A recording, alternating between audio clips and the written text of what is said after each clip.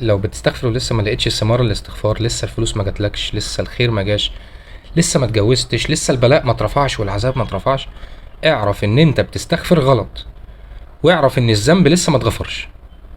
طيب انت معاك المفتاح بس الباب مش عايز يفتح، لان في اقفال كتير قوي من جوه من الناحيه التانيه انت مش شايفها. الاقفال دي اللي هي الذنوب، الكبائر. فانت عمال بتستغفر ففي قفل بيتفتح، ولكن انت لسه بتعمل كبائر ففي اقفال تانية بتتحط عماله بتمنعك من ان انت تفتح الباب وان انت تاخد رزقك والخير يجيلك. النبي عليه الصلاه والسلام بيقول ان العبد لا يحرم الرزق بالذنب يصيبه، بيتحرم الرزق بسبب ذنب بيعمله. استغربت قوي لما لقيت ربنا سبحانه وتعالى بيقول في القران استغفر اديك فلوس، استغفر اديك ولاد، طب انا مش متجوز هجوزك كمان، استغفر العذاب ما ينزلش عليك ولو في اي بلاء يترفع. لقيت سيدنا النبي برضو عليه الصلاة والسلام بيقول من لزم الاستغفار ربنا يخرجه من أي مشكلة هو فيها ويرزقه من حيث لا يحتسب. كنت بسأل نفسي سؤال، إيه اللي ربط دي بدي؟ إيه اللي ربط الاستغفار بالفلوس وإن ما ينزلش عليا بلاء وإن لو أنا في مشكلة تتحل؟ ليه مش الصلاة مثلا؟ اشمعنى الاستغفار يعني؟ طب أنا بستغفر من إيه؟ أنا بستغفر من ذنوب. أنت عايز تقول لي إن الذنوب هي اللي حايشة عني كل الكلام ده؟ الذنوب هي اللي معطلة لي الرزق وحاطة قفال ومنع الباب من إن هو يتفتح؟ ولقيت ربنا سبحانه وتعالى بيقول في القرآن وما أصابكم من مصيبة فبما كسبت أيديكم. أي مشكلة بتحصل لك بسببك أنت، بسبب حاجة أنت عملتها، بسبب ذنب أنت عملته. في آية تانية ما أصابك من حسنة فمن الله، أي خير جاي لك من ربنا. وما أصابك من سيئة فمن نفسك، ذنب أنت عملته فجات لك بسببه مشكلة. اتكلمنا عن الموضوع ده قبل كده في فيديو الكبائر بتفصيل أكتر، واكتشفنا إن ربنا بيحبنا وبيعمل كده لأن ذنب واحد من الكبائر كفيل إن هو يدخلك النار، فبيقرص عليك شوية في الدنيا عشان ترجع.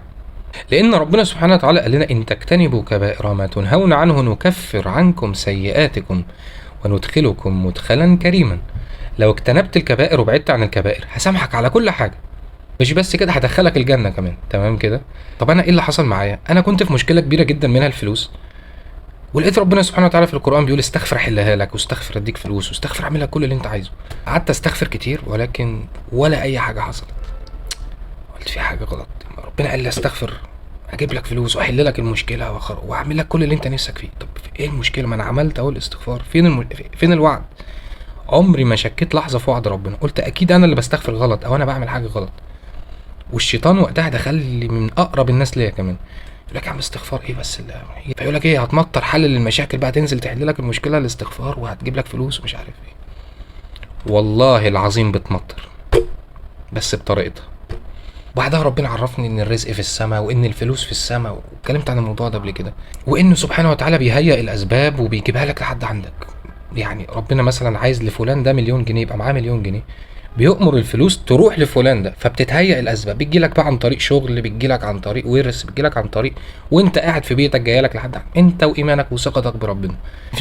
في قصه مشهوره حصلت في السعوديه، كان في واحد قاعد في الصحراء عمال بيستغفر ربنا، هم عندهم هناك كده بيروحوا بالعربيات في الصحراء وحاجات زي كده، قاعد بيستغفر ربنا ومش عارف ايه وبتاع. لقى صقر جه قاعد جنبه، مره واحده لقى البوليس اتلم حوله، قال لهم في انا عملت ايه ومش عارف ايه، قالوا له في امير بيقول اللي يلاقي الصقر ده ياخد 50 مليون ريال. الصلاه على النبي. ربنا امر الفلوس روحي لفلان، اتهيأت الاسباب انت وثقتك بربنا. المهم قعدت ادور اكتر، المشكله فين؟ استغفر اجيب لك كل حاجه، المشكله فين؟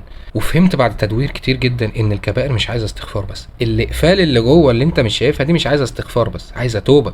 فانت عمال بتستغفر ففي قفل بيتفتح، ولكن انت بتعمل الذنب تاني بيتعمل مكانه 10 اقفال تانيين، فانت كانك زي ياجوج وماجوج عمالين يقعدوا يحفروا يتعبوا شويه يرجعوا يلاقوها عملت زي ما كان، فكان لك انك بتدور في دايره مقفوله، فاهم قصدي؟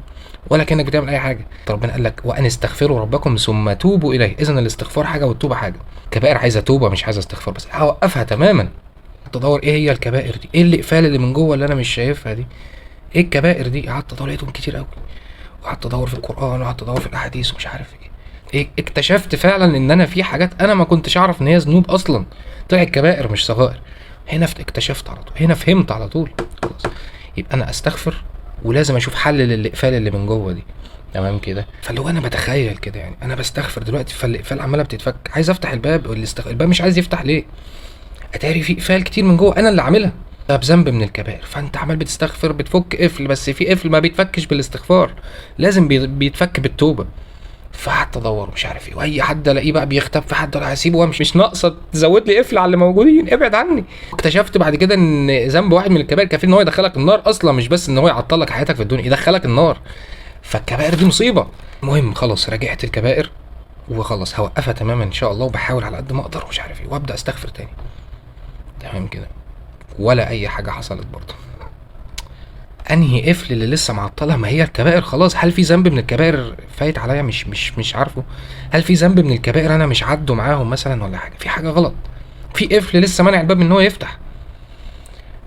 قعدت ادور اكتر مش لاقي اي حاجه، لحد ما ربنا الهمني بحديث كده كان تايه عني خالص، والهمني بالشرك الاصغر. لقيت الحديث فيما معناه بيقول لو جاي بذنوب قد ايه واستغفرت ربنا بيقول لك هسامحك بالسهوله دي بالسهوله دي، بس قال لك شرط واحد: وجدتك لا تشرك بي شيئا.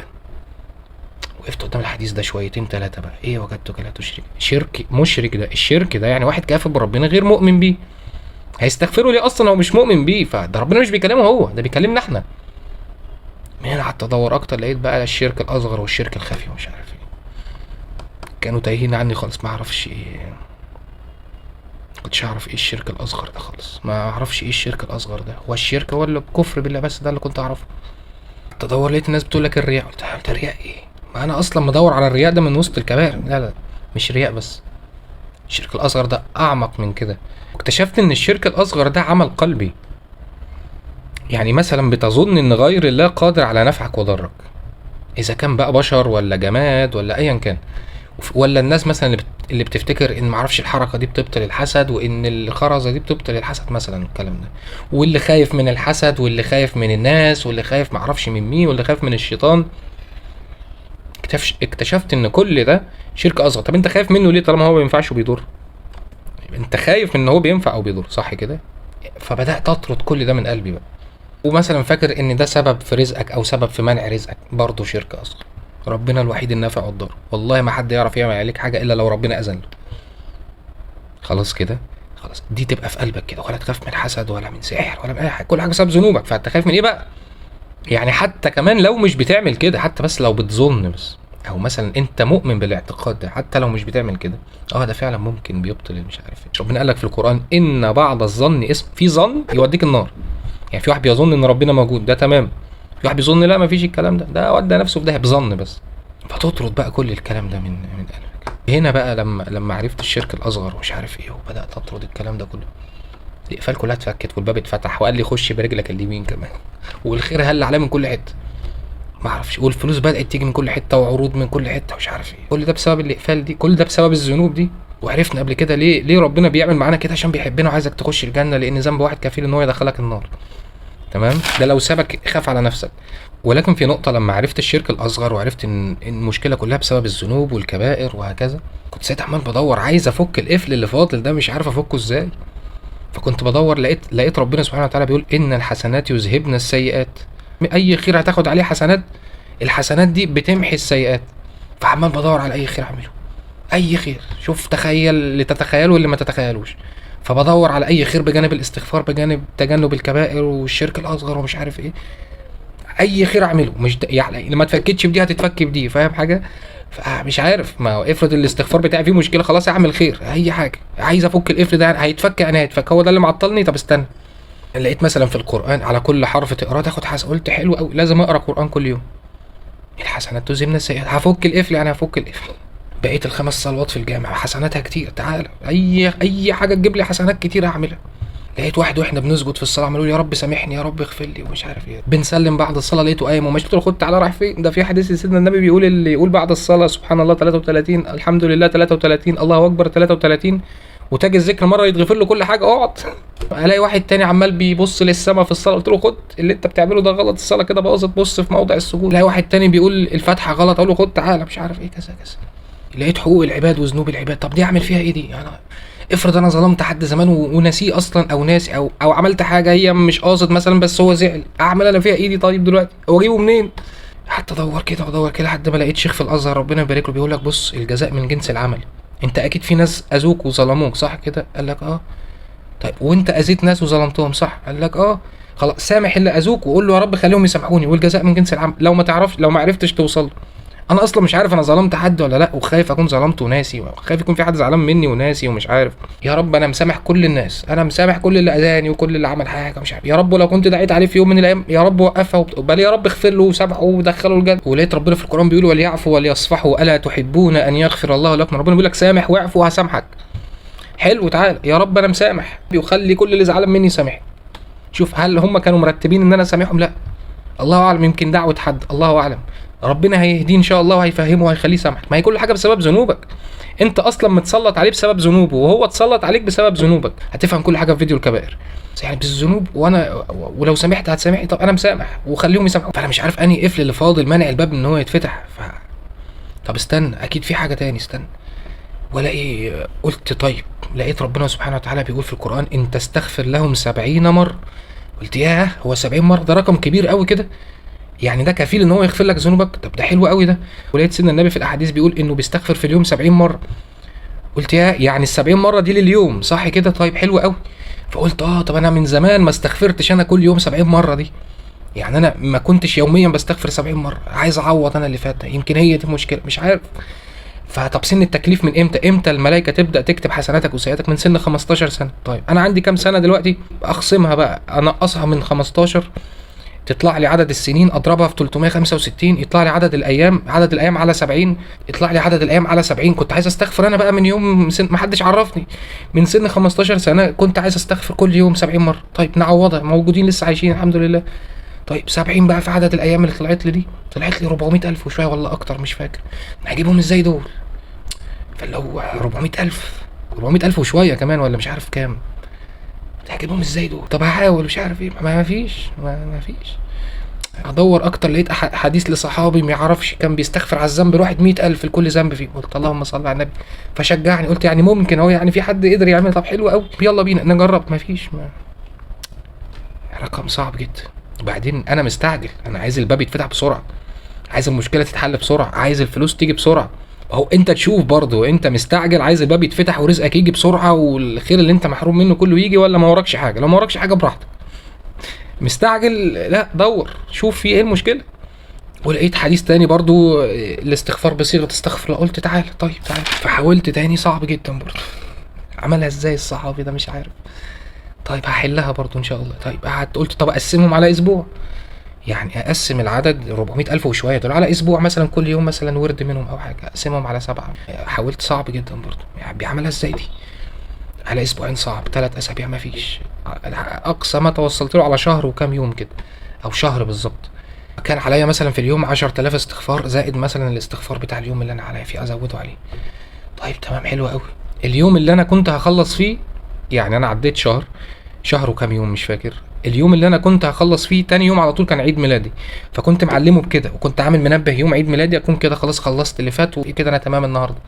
صدفه غريبه جدا يعني. المهم قعدت بقى طول الفتره دي بحاول اتجنب الكبائر تمام، والشرك الاصغر بستغفر 10,000 في اليوم. قعدت ماسك السبحه، الاعداد بدات تتلخبط مني وتهرب ايه. طب اعمل ايه؟ لحد ما لقيت المسبحه الالكترونيه دي سهلت لي الدنيا خالص.